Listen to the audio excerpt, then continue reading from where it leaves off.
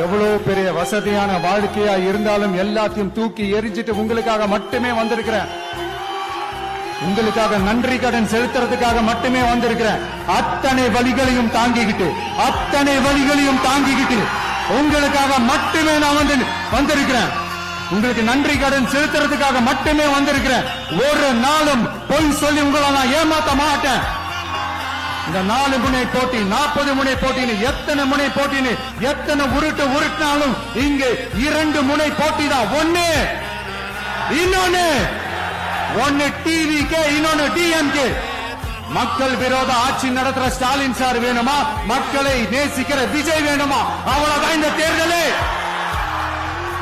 அதனால உங்க விஜய்க்கு, உங்க அண்ணனுக்கு, உங்க தம்பிக்கு, உங்க பிள்ளைக்கு